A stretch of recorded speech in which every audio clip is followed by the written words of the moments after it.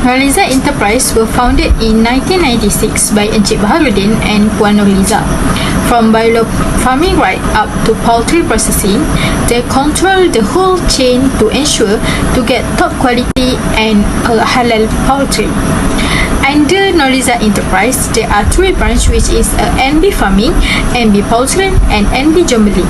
NB Jombeli is a supermarket that acts as a retailer to deliver fresh product to customer. The first outlet that NB Jombeli operate at Nusa Idaman, Iskandar Puteri, Johor in December 2017. The chicken products are 100% supplied by NB Poultry Processing Sdn Bhd. The development of NB Poultry Processing Sdn Bhd is slowly inclined to be one of the successful agribusiness local company in Johor. NB Farming have agreement with about 20 Malay Bumi Putra poultry producer in addition to their own farm. However, NB Farming still have their own breeders of chicken for their backup production. NB Farming also provide the farmers with necessary technical training to properly raise broiler chickens. This company want to help chicken producer in southern Malaysia get the business skills and expertise they need to grow broiler chicken profitably. NB Poultry use a totally biological water treatment system instead of chemical water treatment system. This system employs 3 reactors for aeration, allowing organisms to absorb organic waste from wastewater. NB Poultry has 30 refrigerated trucks and will distribute across the entire Peninsula Malaysia, focusing on Johor. They also got a halal certification from JAKIM in 2020, and every chicken they produce is labeled with a halal. As a agribusiness consultant, Ayam Nurliza company have a good strategic planning for their business. Their willingness to help our farmers in Malaysia to develop business skill and experience. Moreover, they are concerned about our nature and environment. Assalamualaikum everyone, and hi to Dr. Selva. I would like to present about the issues in NB Jombeli based on the perspective Puan Nurul Izzati, the assistant manager of NB Jombeli. The first issue that I would like to bring up is the removal of subsidies and price ceiling for chicken. The Prime Minister, Datuk Seri Ismail Sabri Yaakob, has announced the government will no longer offer subsidies to poultry farmers. The government had offered such as 720 million ringgit Malaysia before as initiative to ensure the price of chicken does not go up. However, the decision by the government is imminent. The removal of chicken subsidies and price ceiling has been set by the government only to ensure the nation chicken supplies and demand can be controlled. However, the breeder demand the government to increase the floating price of chicken if the government want to remove the subsidies and price ceiling. The debate between the government and breeder has burdened the customers, where the chicken price will spike up. Thus, it indirectly raised the anger and disappointment of consumer toward the retailer, especially NB Jombeli. Based on Puan Nurul Izzati's perspective, she said the company remain calm and cool about the issue. It is because the chicken products in NB Jombeli is directly supplied from the NB Poultry Processing. This competitive advantage ensures NB Jombeli always store enough of the chicken supplies. Furthermore, NB Jombeli designed the strategy that limits only one chicken per customer and sell the chicken parts. It because the chicken parts are exempt from the ceiling price that has been set by the government. The strategy stated by Puan Nurul Izzati from NB Jombeli could be praised, although the removal of subsidies and price ceiling was cancelled by the government. The government has issued back the price ceiling of chicken, about RM9.40 per kilogram, starting from 1st July 2022. As an agribusiness consultant, we would like to ensure that NB Jombeli, even the customers, that the removal of subsidies and price ceiling is only temporary solution set by the government. It is because the self-sufficiency ratio (SSR) for poultry is 113.5% in 2022, based on the data from the Department of Statistics Malaysia. It indicates that the poultry supplies are still in safe level. Besides, the government also have the option to limit the export quota to other countries. Thus, the chicken supplies within the country would not be disturbed, and the price of chicken can be maintained and controlled. Next is about the issue lack of cooking oil packet in the market. Although the government set up subsidies 1 kilogram packet cooking oil only for domestic household, small and medium traders also took the opportunity to use packet cooking oil to reduce the operating costs in their business. Purchased in large quantities by traders at one time caused the supply of packet cooking oil to often run out of stock in a grocery store and also the supermarket. The low price compared to the neighboring countries has caused a packet cooking oil in this country to be one of the items that are often misappropriated and smuggled out. This activity is undeniably also the cause of a shortage of subsidies 1 kilogram packet cooking oil in the local market.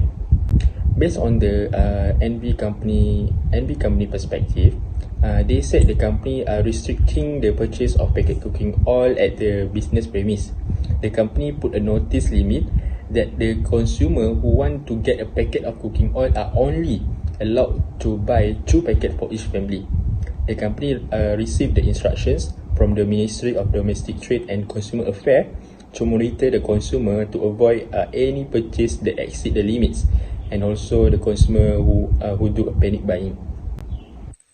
From our recommendations, in addition to placing a warning sign on shelf, the NB's company can also place a packet of cooking oil near to the counter.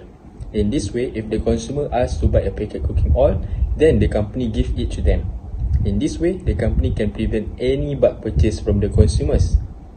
The move is aimed at ensuring the supply of packet cooking oil is not cut off after the government decide to abolish the subsidies for bottled cooking oil start 1st July. Next issue is about the problem to meet the demand for coconut milk from consumer. Drastic reductions of coconut crop occur when it was replaced by other crops such as the oil palm, vegetables and cash crop, in addition to paving the way for development. The country's coconut plantation are expected to decline to less than 70,000 hectares, threatening the country's food supply chain.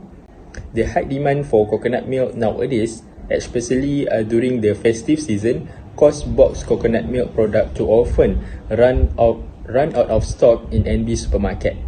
NB company buy a fresh coconut milk from a supplier and does its own packaging to meet the demand by the consumers.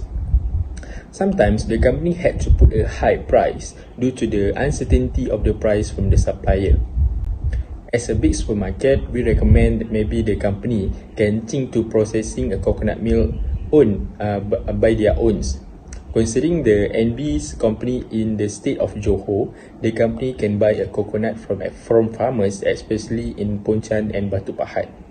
Of course, it will be able to meet the growing demand for fresh coconut milk. Indirectly, it also can increase the company's profits and help smallholders market their agriculture product.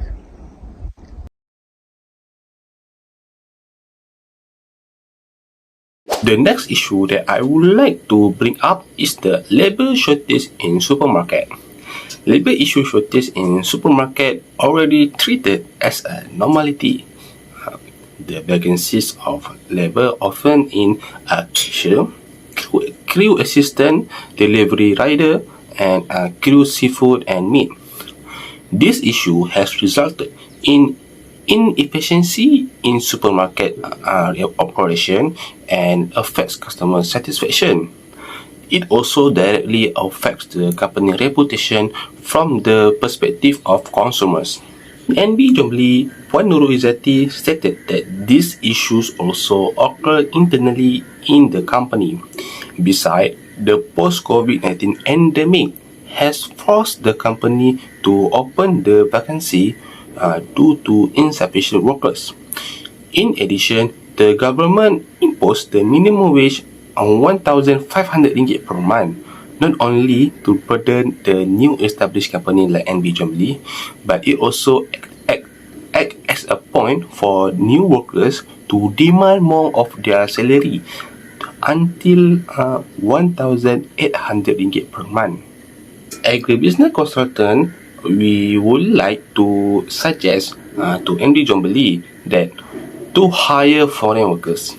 However, the recruitment of foreign workers in the supermarket is very restricted in Malaysia and only few can be hired.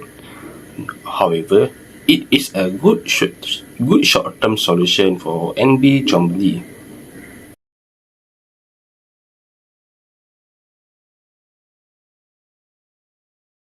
Assalamualaikum. My name is Nur Nabila Najwa binti Muhammad Rosman, and I will continue the last issues that occurred nowadays, which is problem in lack of available counter in the supermarket. This issue is commonly happen at many of the supermarket or retails. It is because we always see that there are many existing counters, like 10 of counters, but it always 2 or 3 counters only available for the purchasing process. This issue should not be happen because it will drag customers' time and customer will be mad because they need to queue in a long period, whereas the purchasing process can be done quickly if all counters are open. However, this issue has been clarified by Puan Nurul Izzati, where this is not a problem like a lack of staff. This is happen because the company or the supermarket want to cut their operation costs because they know that the available counter is sufficient to handle out the customers. There might take a bit more time, but it is also to facilitate the affairs of everyone, whether the buyer or the seller. In my recommendation, there are 2 courses of action that can be taken by the supermarket, which is the first one is takeaway service. This service is very helpful to the customers who rushing and don't have enough time to shopping. Instead of they need to waste their time to shopping and then have to line up, they can just make a online purchase and payment through online. And then they can choose want to deliver by the supermarket or want to make a self pickup at the counter.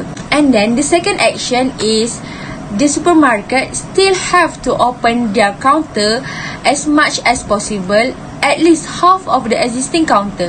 This is because a lot of available counters can ensure the smoothness of the business operation and the satisfaction of many customers. That's all from me. Thank you.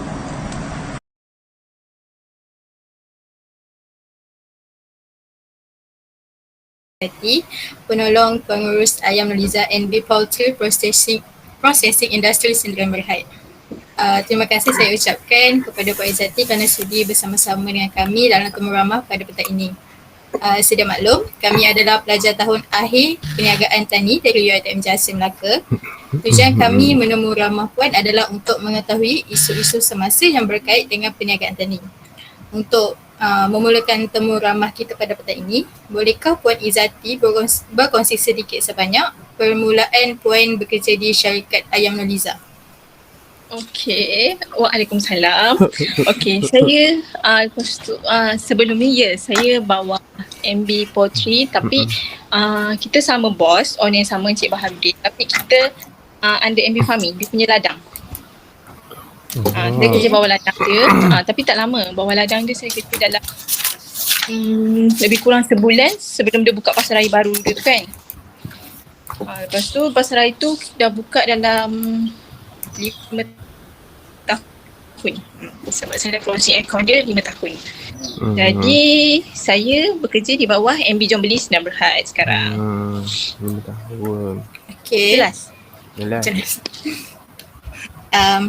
syarikat ayam Noliza memulakan perniagaan pada 1996 dan menjadi salah satu pengeluar ayam halal terbesar di Malaysia. Kini terbahagi kepada 3 bahagian, which mean NB Poultry, NB Farming and NB Jombeli. Ya, betul. Boleh kongsi dengan kami apa beza 3 bahagian?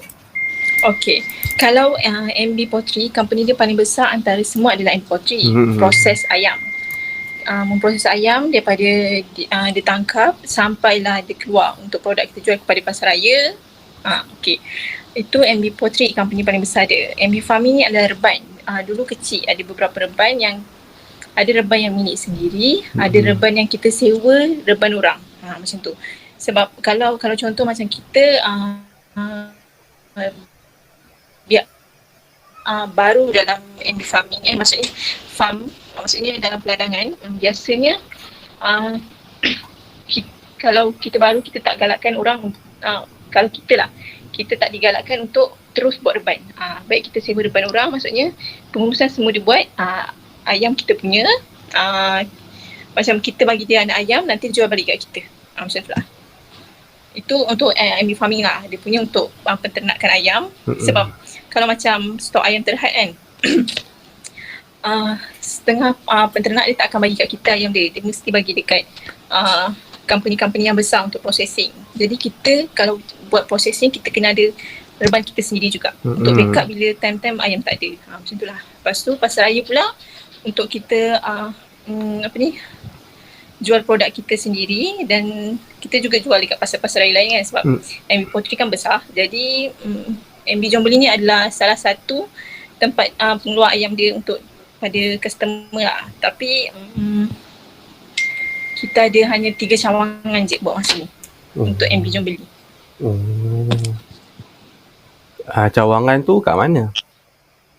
Yang pertama yang dah 5 tahun ni MB Jombeli Sdn Bhd dekat Nusa Idaman, berdekatan dengan Columbia Hospital. Yang kedua dekat Pontian.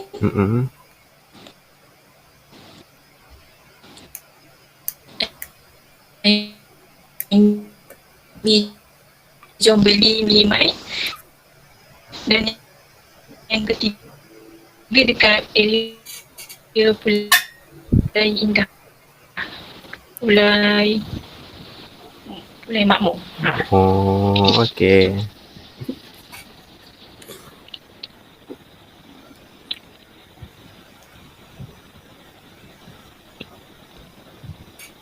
Nabila ada soalan ke? Sangkut ke?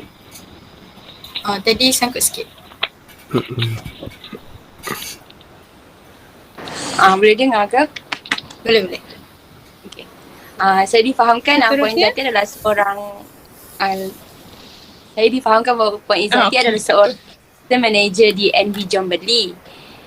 Boleh. Jadi memandangkan Puan Izzati adalah seorang assistant manager di sana, boleh tak betul. kongsikan apa cabaran sepanjang mengendalikan tugas ataupun apa skill utama dalam menyelesaikan apa-apa konflik yang jadi dalam syarikat, Puan?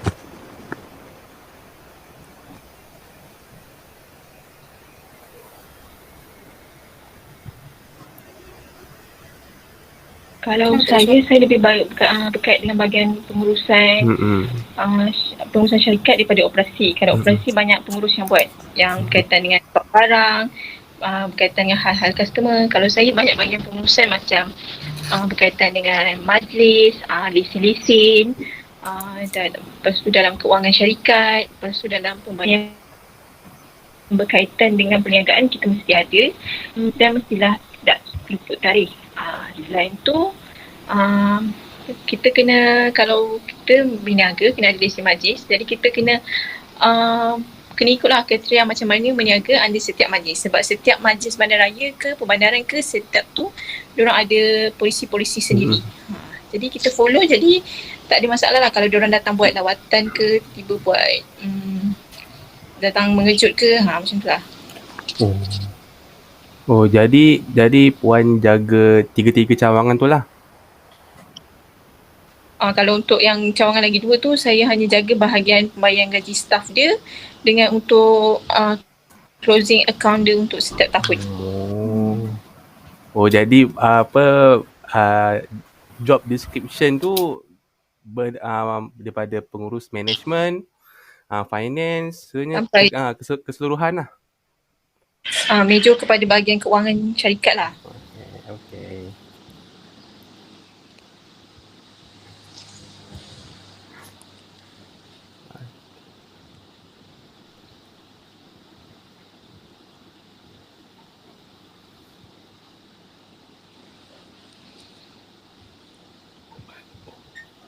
Jadi ada soalan seterusnya. Kan ada sekarang ni adalah macam kerajaan tu dia nak acah-acah nak tarik subsidi. Lepas tu dia nak harga siling ayam pun dia nak tarik. Tapi sekarang dia dah kembalikan dah RM9. RM9 something. Jadi berdasarkan isu-isu ni, apa NB Jombeli hadapi daripada isu-isu ni lah yang kena terpaksa selesaikan? Kalau macam isu ayam, kalau sekarang isu dia dah agak kurang tau, sebab stok bekalan ayam kita sekarang dah okey. Kita macam stok kawal ayam kita sentiasa ada. Untuk semua tempat pun dah ada, sebab sebelum ni sampai hujung bulan 9 tu agak terlalu rendah untuk macam supply RM8 ayam kita untuk bagi ayam kita, macam MB Poultry nak bagi kita ayam. Sebab kita supplier utama dan satu-satunya supplier ayam untuk pasaraya Jombeli adalah MB Poultry sendirilah. Kita tak ada supply lain sebab memang itu company bawah bos kita. Jadi kita memang akan ambil ayam daripada sana.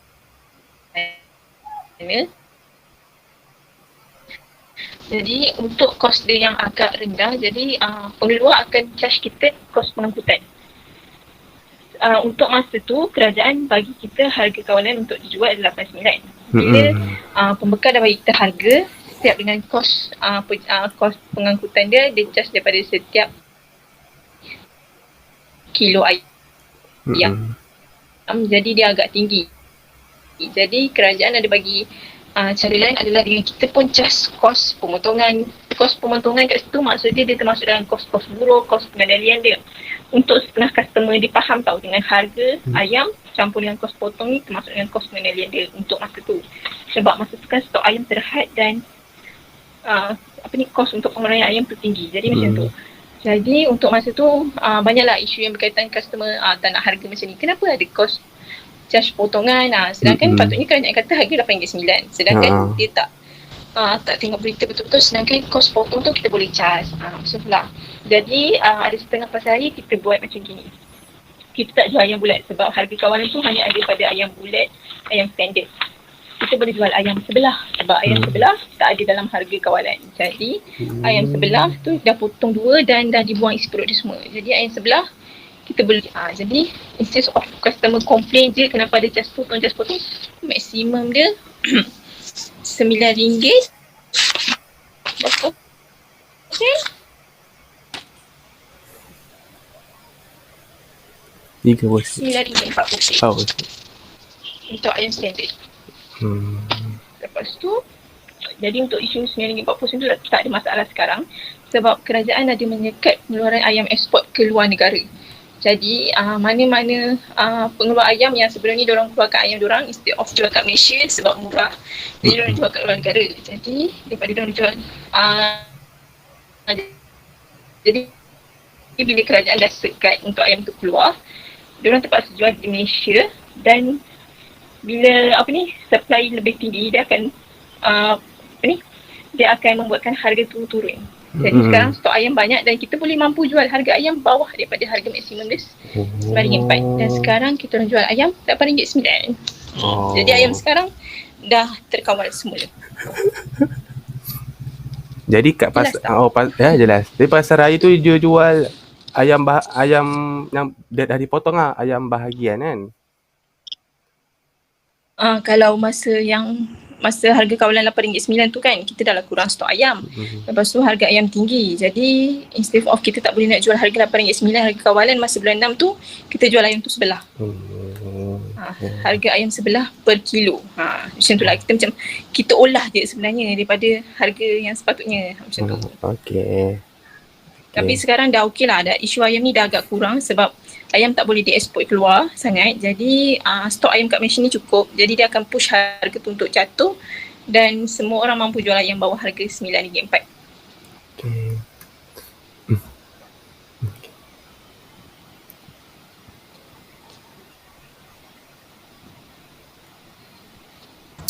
Faiz, ada soalan ke?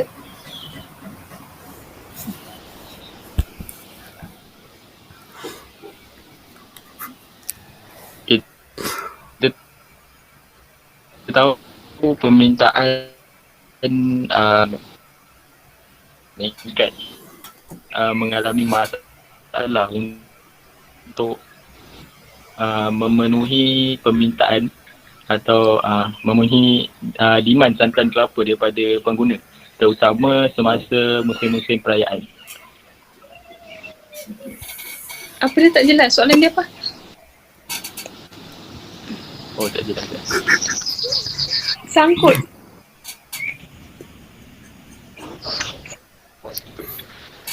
Permintaan santan kelapa semakin meningkat.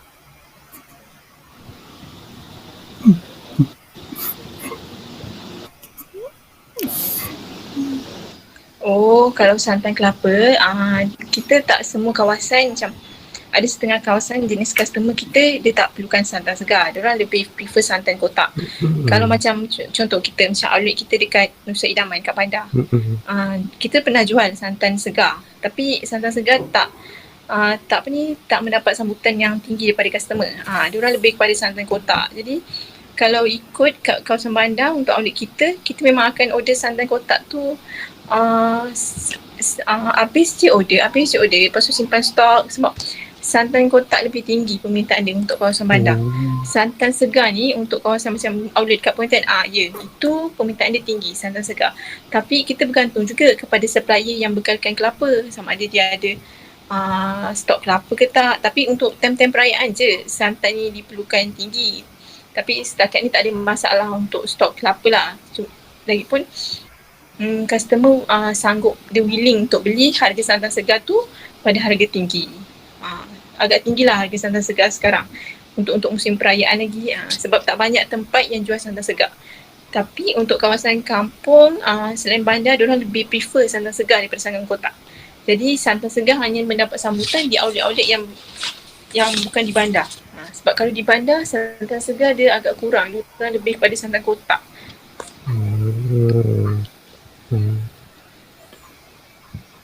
Kalau sekarang kan banyak isu kat pasar raya lah, ada iklan jawatan kosong. Maksudnya sekarang ni pasar raya memang perlukan pekerja ke?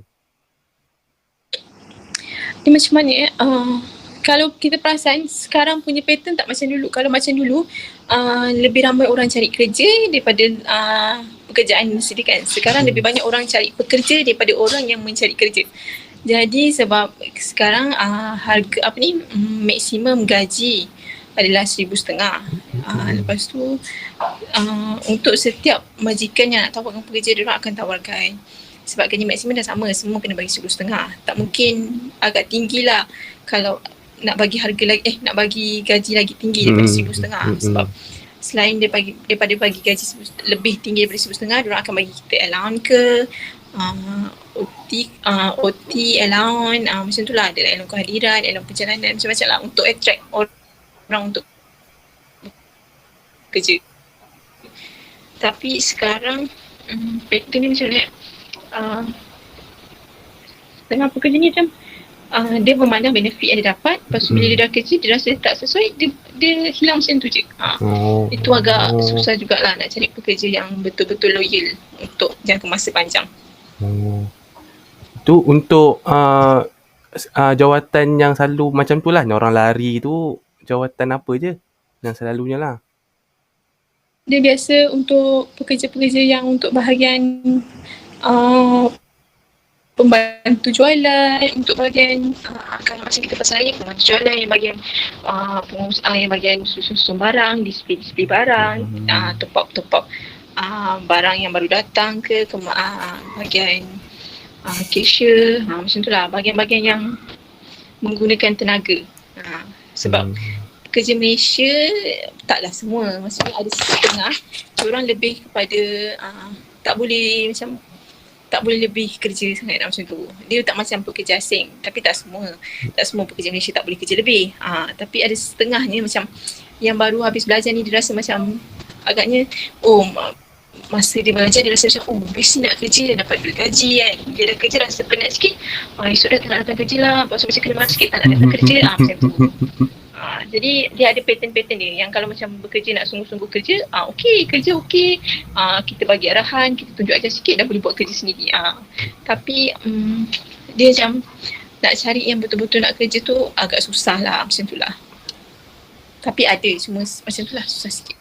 Dia ada ambil pekerja asing ke sekarang? Kalau kita kita buka dah 5 tahun, baru buka 2 tahun lebih. Lepas tu kita kena PKP kan, kena COVID 2 tahun lagi. Lepas tu sekarang dah okey sikit.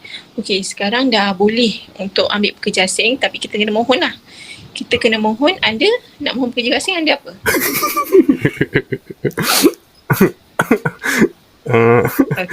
Kita mohon pekerja asing, kita mohon melalui sistem sebelum kita datang temu duga.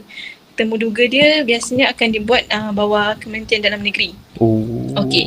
Kalau nak mohon pekerja asing, kita akan mohon melalui sistem FWCMS, Foreign Worker Centralized Management System. So kita akan apply daripada situ, sediakan semua barang yang diperlukan, dokumen diperlukan, nanti baru dia akan set untuk appointment, kita datang interview. Maksudnya layak atau tak company kita untuk dapat kota pekerja asing. Macam tu lah. Baru kita boleh ambil pekerja asing. Kalau kita terus ambil pekerja asing, kita kena register dia dalam 7 hari. Setelah kita ambil dia tu, dalam tempoh 7 hari kita kena register dia. Tapi macam lebih baik kita dapatkan kota baru kita ambil pekerja asing. Dekat yang farming dan poultry pun ada juga pekerja asing? Ada, sebab diorang memang dah establish lama. Jadi diorang dah ada kota dia sendirilah. Kalau macam pasar raya, kita hanya dapat mohon kota 20 orang. Tapi tak tahulah dapat berapa yang lepas.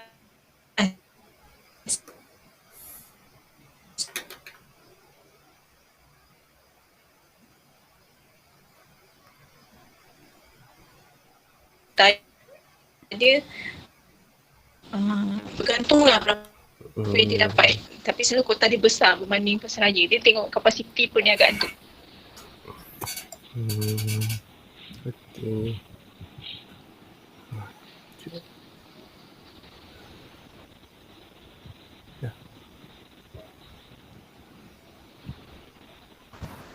Faiz tak okey lagi?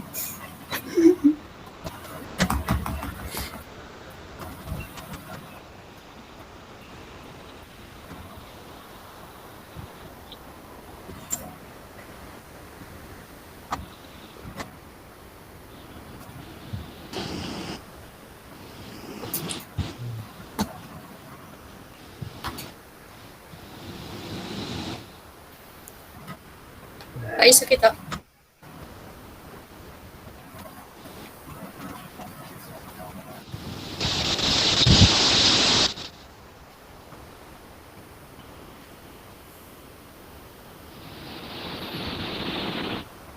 Okey ke lain? Tadi Puan kan ada cakap macam ada masalah-masalah pekerja, tak cukup lah, lari lah apa kan. So sekarang ni nampak banyak lah, kalau pergi pasar raya banyak kaunter yang kosong, tak ada cashier, kekurangan cashier lah isunya sekarang ni. Jadi Puan setuju ke kalau macam teknologi cashless ataupun sekarang banyak pembelian melalui apps, pembayaran melalui apps, semua tu kan dilaksanakan di NB Jombeli?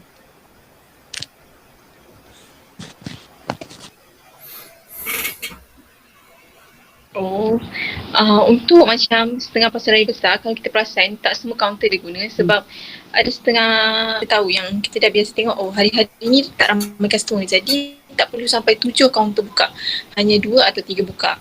Kita bukan macam diorang bukan tak nak bagi semua kaunter buka, semua ada setengah kos yang kita boleh limitkan daripada kita buka semua kaunter untuk setengah hari yang tak ramai orang.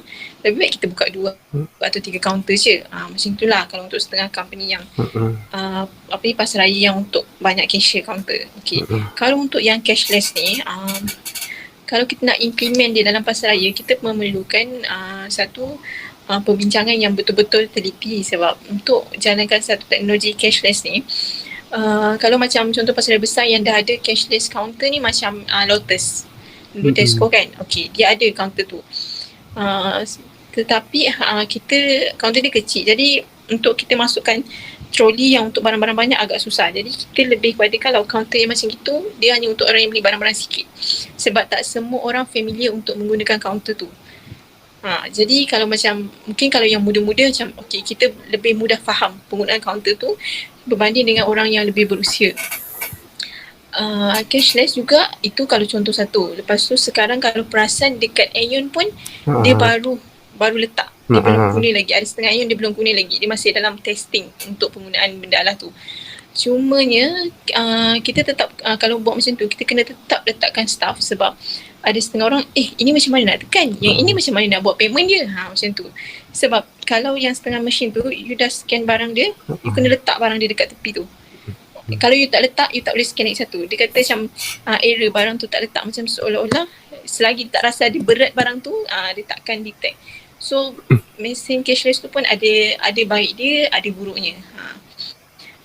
Dia mungkin menjimatkan kos kita bayar staff untuk bulan-bulan, tapi kos untuk sekali keluar tu pun agak tinggi. Macam itulah. Lepas tu kalau macam dekat negara-negara barat, diorang ada buat cashless yang macam masuk kedai tak ada counter tu, yang macam dia detect kita punya barang yang kita pegang tu, dan kita terus dapat e-wallet kita ke macam tu. Tapi untuk yang macam gitu pula, dia memerlukan kawasan yang luas dan banyak CCTV. Maksudnya security system dia agak tinggi lah untuk mengawal kejujuran orang membeli barang tu, nak memastikan barang tu kamera dapat detect, ataupun boleh je kita duduk bawah yang bukan bahagian kamera lalu. Okay. So ada baik tak ada cashier, ada baik ada cashier. Ada baik tak ada cashier, ada baik tak ada cashier. Macam tu lah. Dua ada pro and cons dia. Tapi untuk pasaraya Jombeli, kita bukan pasaraya yang mempunyai kawasan yang besar untuk buat kaunter tu. Kita pasaraya kita masih dalam 3 pintu, 2 pintu. Jadi untuk kawasan kita sediakan satu platform untuk cashless tu agak terhad lah untuk masa ni. Jadi ada ke buat online shopping? Online, sebenarnya beli dari online je daripada barang Jombeli? Kalau buat masa kita tak ada platform untuk online, sebab kalau kita ada platform untuk online, macam contoh kita masukkan kita dalam Panda ke Grab ke kan, kita kena sediakan satu kaunter yang untuk staff tu fokus untuk ambil barang untuk orang yang online je. Tapi kita tak ada. Kita sediakan untuk perkhidmatan delivery untuk kawasan setempat. Maksudnya kita ada pelanggan-pelanggan tetap kita yang dia order through WhatsApp, kita sediakan barang dia, hantar, terus ambil payment. Payment dia sama ada dia bayar cash terus ataupun dia transfer.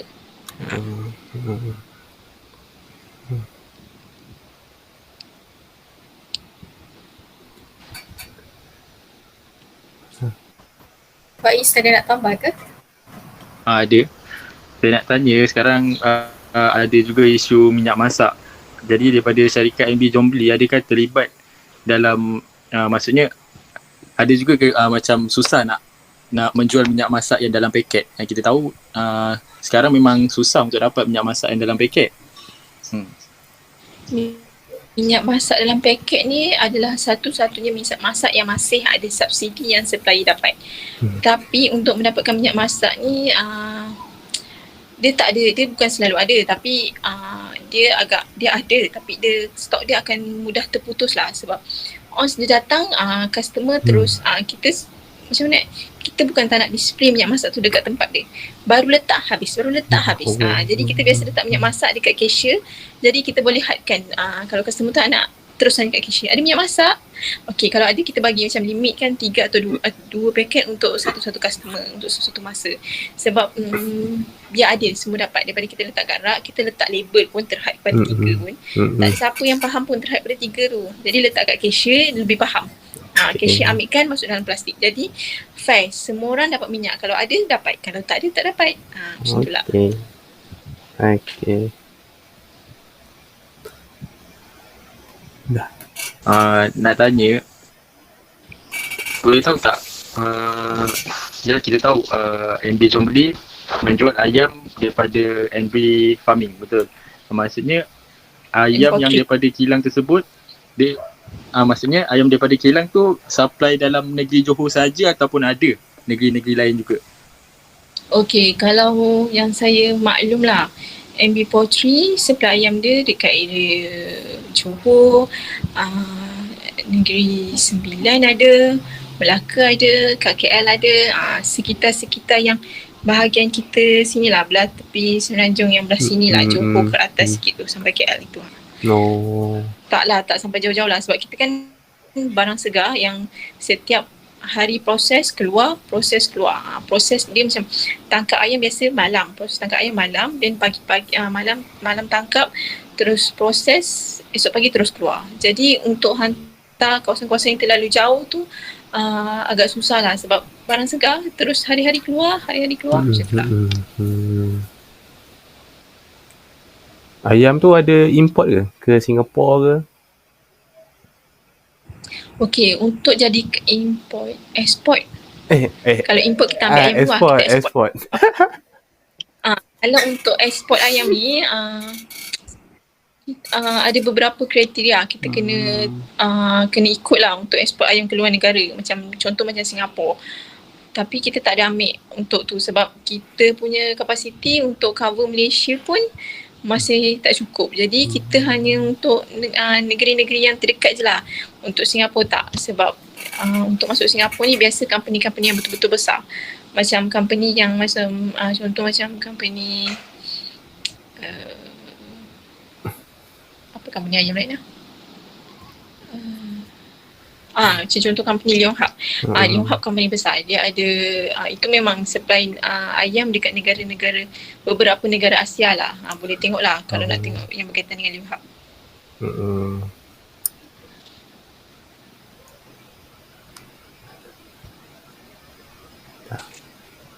Nah.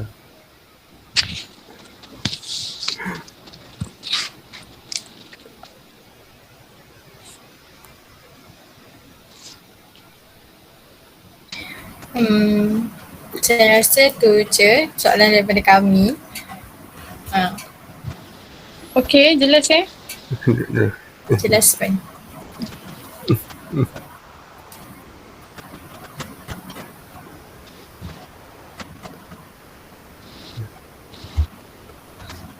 Terima kasih Puan Izzati sebab sudi berkongsi informasi pasal pengurusan MB Jombeli. Okey, sama-sama. Lepas tu kalau ada apa-apa soalan nak tanya berkaitan dengan kes tadi ni, boleh tanyalah. Tapi boleh WhatsApp ke, tak kisah. Kalau ada yang boleh jawab, kita jawab. Yang tak boleh jawab, kita boleh carilah. Okey Puan. Okey, bye. Assalamualaikum. Salam. Nak ambil gambar.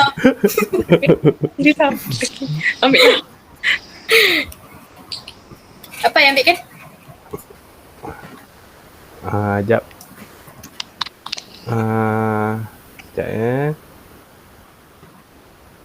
Handsome sikit. Okay. 1, 2, 3.